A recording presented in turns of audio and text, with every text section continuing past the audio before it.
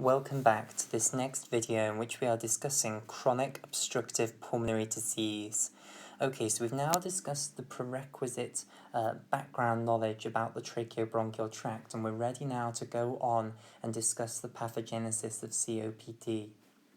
So, when discussing the pathogenesis of COPD, it's useful to break COPD down into two components, and these two components are emphysema and chronic bronchitis. So, emphysema is spelt like so, and then chronic bronchitis is the other component of COPD. And these two components of COPD represent the effect of the chronic inhalation of noxious gas on different portions of the tracheobronchial tract. So just a reminder, we've said that COPD is caused by the chronic inhalation of noxious gases, usually cigarette smoke, so smoking for a long period of time in your life, and it does need to be an extremely long period of time to develop this disease.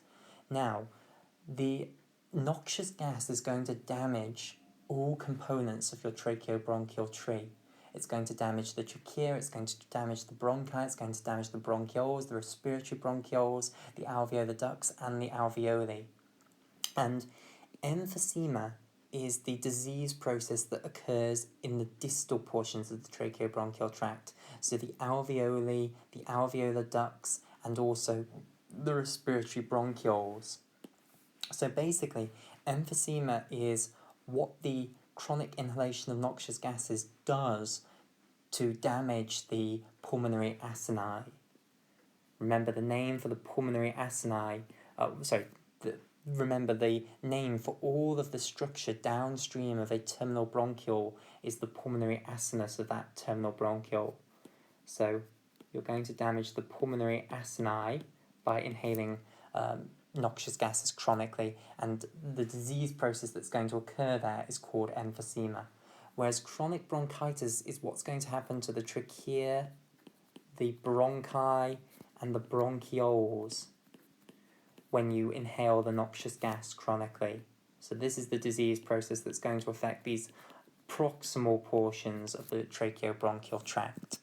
Right, so we have split therefore COPD up into these two components, emphysema, which is how the chronic inhalation of the noxious gas is going to affect the distal portions of the tracheobronchial tract, and chronic bronchitis, which is how the chronic inhalation of noxious gas is going to affect the proximal portions of the tracheobronchial tract, so the trachea, the bronchi, and the bronchioles. And when we're going through the pathogenesis, I'm going to explain these two processes separately, and we'll begin with emphysema and then we'll go on to chronic bronchitis.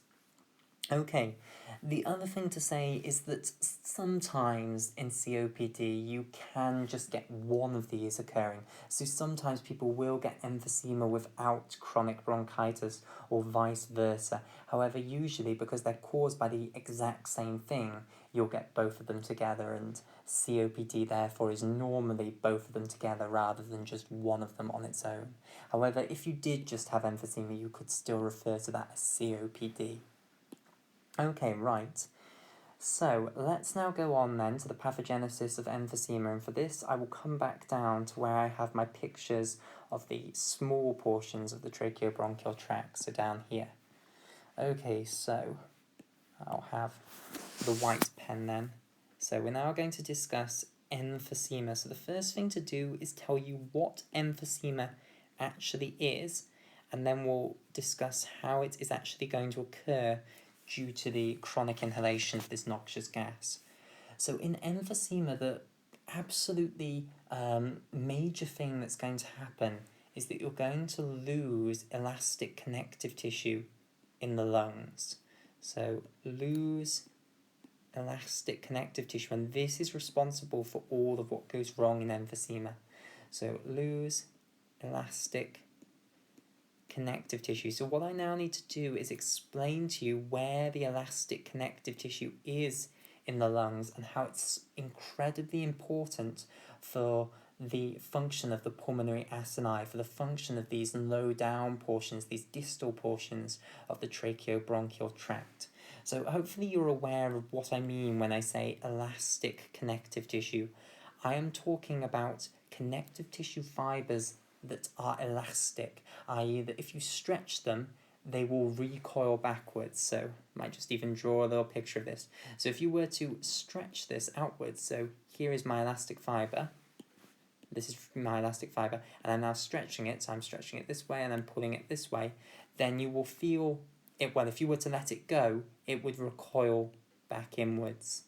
Okay, that's what an elastic connective tissue fiber is, something that can be stretched and then will recoil backwards. Not all connective tissue fibers are elastic connective tissue fibers. There are special types of connective tissue that are elastic. So collagen is not particularly elastic. Elastin is a type of connective tissue that is elastic, hence why it's called that. Let me just get the pen back. So elastin is an example of an elastic connective tissue fiber. Okay, so where are elastic connective tissue fibers important then in the structure of the tracheobronchial tract? Well, they're very important around the alveoli. So let's have a look at this picture that I've drawn here of an alveolus. So we've seen the structure of an alveolus. We have the alveolar epithelial cells here, and they're sitting on this basement membrane in red here. What we didn't explore really is what's outside of the basement membrane. Well, outside here you're going to have a lot of connective tissue, and this will be where the pulmonary capillaries are, and this connective tissue is going to be a lot of elastic connective tissue, and this is actually very important, that this circular alveolus is surrounded by elastic connective tissue, and I'm just wondering how to draw this. I might just colour it in here. So what I'm drawing in green here, this is an area of elastic connective tissue with, of course, the pulmonary capillaries in. So alveoli are all surrounded by a layer of elastic connective tissue. In addition, a lot of the connective tissue surrounding the respiratory bronchioles will be elastic connective tissue. Of course, I don't really need to add that the connective tissue surrounding the alveolar ducts will also be elastic connective tissue, because of course those are created out of alveoli, and if all the alveoli are going to be surrounded by elastic connective tissue, then surely they're going to be surrounded by elastic connective tissue. Okay, so what I now want to discuss is what is the function of this elastic connective tissue? Well, this is important for expiration. So let me just tell you very briefly about the ventilatory cycle, or remind you, hopefully, about the ventilatory cycle. So back up to my picture of the lungs here. So remember, ventilation is the fancy name for breathing, and there are two parts of ventilation. There is inhalation and expiration. So let's start with inhalation. So in inhalation, what happens is the diaphragm contracts and moves downwards. So I'm wondering where to put the diaphragm on my picture here. Unfortunately, that word bronchi is in the middle, but I'll try and put it in here. So in green here, here's the diaphragm, and the muscle fibers are around the edge of the diaphragm. So in this position and this position is where the muscle fibers are. So when they contract, they're going to pull this portion downwards. So what will happen here is the diaphragm will come downwards, and I'll just label this up as the diaphragm here. And that will expand the chest cavity, and the lungs will expand to fill that space. And as they expand, they will pull in fresh air from the environment, which will come into the alveolar spaces, and that's how we get fresh air into the alveoli, so that we can bring oxygen into our blood and carbon dioxide can leave our blood. Okay, so that's inhalation. Now expiration. So expiration is how you get the air out once you've taken the oxygen from it and put carbon dioxide into it. Now this is a passive process. Inhalation was an active process. It required you to contract the diaphragm. So it required active involvement. Expiration is a passive process. What you do is you let the diaphragm relax, so you stop contracting the diaphragm, and then what has to happen is the diaphragm has to be pulled back upwards just by the recoil of the lungs. Okay, so the elastic recoil of the lungs, when you have brought all this fresh air into the lungs have expanded, all the alveoli have expanded, they've all stretched. Okay, the elastic connective tissue surrounding them, if I go back to my picture, down here, this elastic connective tissue will all have been stretched. So imagine this bumping out to about this size that I've just traced out. All of that elastic connective tissue will have been stretched. Okay, and this corresponds to the entire lungs inflating. What now has to happen is that elastic connective tissue has to recoil back down to take the alveoli to their original shape. That's what forces all of the air then out of the lungs and makes the lungs return to their original size and pulls the diaphragm back up. So expiration is reliant on this elastic recoil of the lungs. And now what am I telling you? That elastic recoil is going to break in emphysema. So what's going to happen in emphysema then? If we lose this elastic connective tissue here, then we'll be able to inhale absolutely fine, okay? The diaphragm is still working, so we'll be able to inhale fine, but then when we exhale, when we expire the air in expiration, we won't get the same recoil, and therefore the lungs will not return to the same tiny shape. Instead, they will return to a larger shape than they should be, so the diaphragm won't return completely back up. So if I go back to this picture here, you won't get it returning to the healthy state. So the diaphragm might come up to here and the lungs will still be hyperinflated. So let me write that down, that's a key word. So what does this lead to then? So let's just draw a little flow diagram here. So you lose elastic connective tissue. This leads to problems with expiration, and there are two problems that you're going to get with expiration, and I've told you one of the problems that you get with expiration, namely that the alveoli are not going to go back down to a tiny shape. Instead, they're going to remain at a larger shape. Okay, so this is going to lead to hyperinflation. So hyper means too much. Inflation, of course, just refers to the inflation of the lungs. So it leads to hyperinflation of the lungs. And that means that when you breathe again, so when you then inhale for the second time, what now happens? Well, the diaphragm isn't in this healthy position anymore. It's maybe somewhere down here, and I'll just draw that in. So now, when we've developed emphysema and we've got hyperinflated lungs, our diaphragm doesn't go back up to this position, it goes up maybe to this position, and the lungs' resting volume now is much larger than it should be. But now the diaphragm, when it contracts again to try and inhale, it's still just going to go down to the same place that it was originally, maybe down here. And therefore, the change in the size of the lungs when you inhale is going to be less. So the amount of air that you're going to be bringing in when you breathe, when you inhale, is going to be reduced because of the hyperinflation. So the fact that the resting volume of the lungs is too high means that the amount of air that you can bring in every time you breathe is going to be reduced, and therefore the amount of fresh air that you're continuously bringing in is reduced. Therefore, the amount of oxygen you can take out of it is going to be reduced. So we can see why this is going to cause problems. So hyperinflation of the lungs, and that's going to lead to tidal volume going down. So tidal volume is the name for the volume of air, volume of fresh air that you're going to bring in from the environment into the lungs whenever you breathe. So upon each inhalation you bring in a tidal volume's worth of air. So with hyperinflation of the lungs, the tidal volume is going to go down. Now I said there were two problems with expiration. I've only told you about one so far, the problem with the alveoli. So let me now tell you about the other problem with expiration, and this relates to the other function of the elastic connective tissue in the distal portions of the tracheobronchial tract. So I told you about how around the respiratory bronchioles you also have elastic connective tissue. So let me just get my green pen. So around the respiratory bronchioles you're also going to have elastic connective tissue, and actually this elastic connective tissue is really important for holding the respiratory bronchioles open when you expire. So the way you can understand this is you can imagine the elastic fibers going radially outward from the respiratory bronchioles, like so.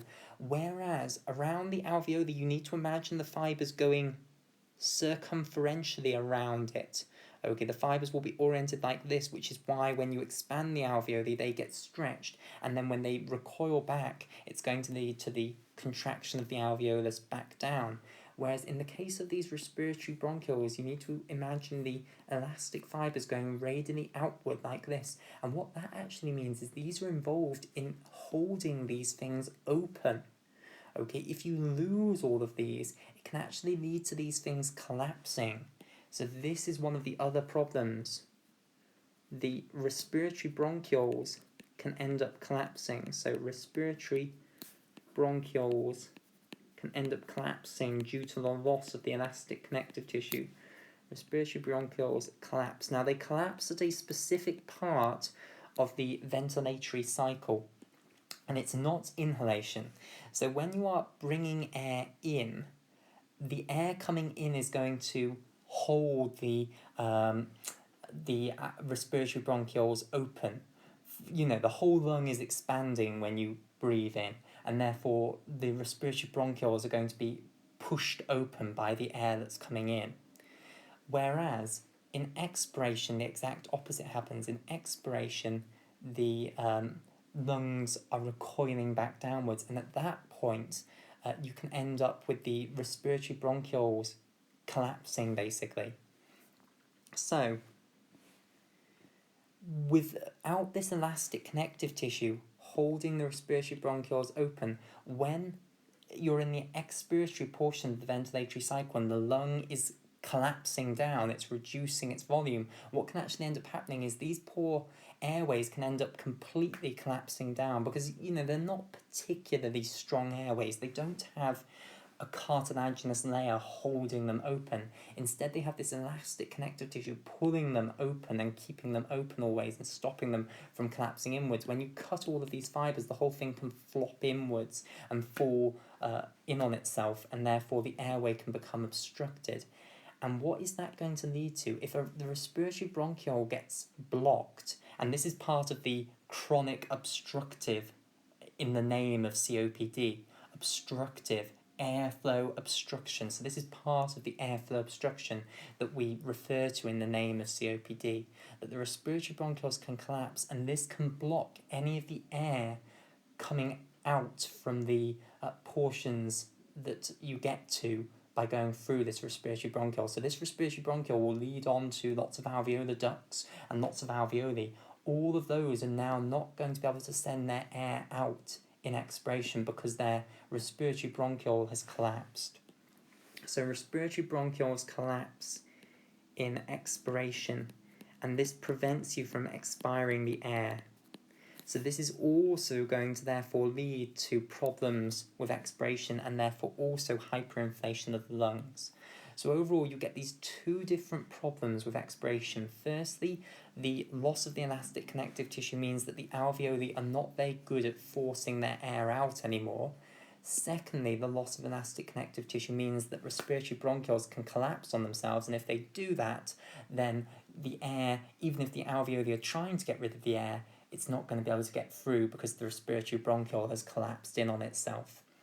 Therefore, the air stays in the lung and you get this resting hyperinflation of the lungs. That means that next time you want to breathe, the tidal volume is going to be reduced. And if the tidal volume is reduced, that means that gas exchange is going to be reduced because the amount of oxygen that you're going to get out of this tidal volume and the amount of carbon dioxide that you can put into it is going to be reduced.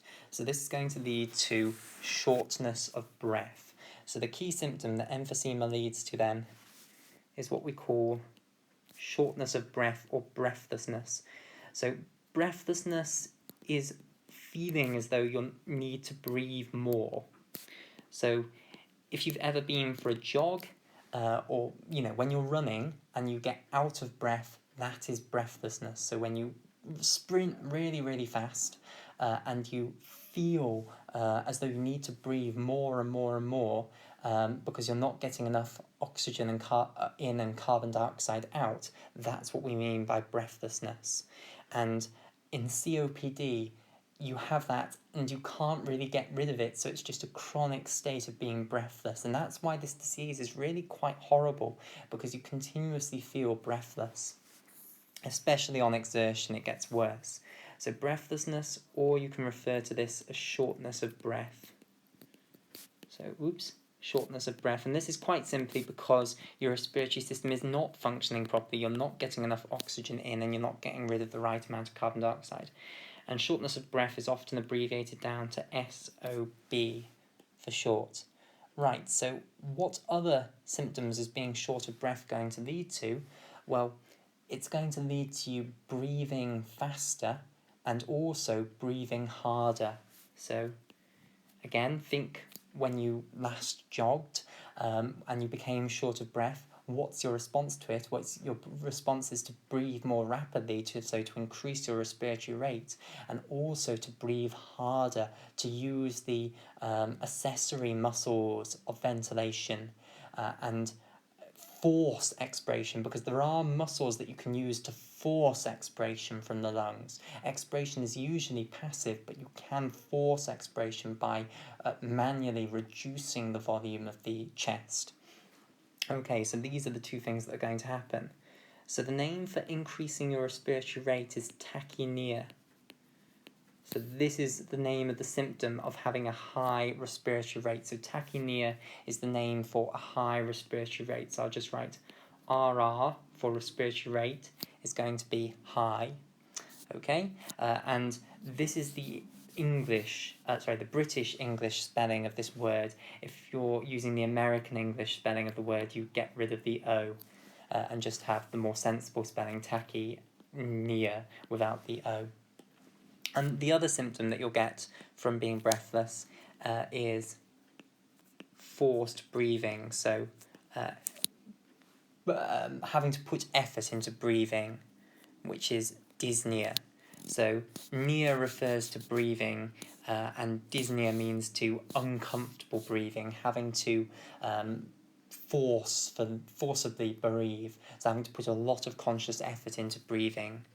So that's what dyspnea means. And this basically means using the accessory muscles of ventilation to force expiration and also to increase inhalation more than what the diaphragm would give you. Okay, and of course all of that is just to try and bring the tidal volume back up so that we can get the same amount of oxygen into the bloodstream, or the healthy amount of oxygen into the bloodstream, and the healthy amount of carbon dioxide out of the bloodstream. Okay, so that now is what emphysema actually is. Let's now discuss the pathogenesis of emphysema, but I think actually we'll have a break here and we'll begin the discussion of the pathogenesis of emphysema in the next video.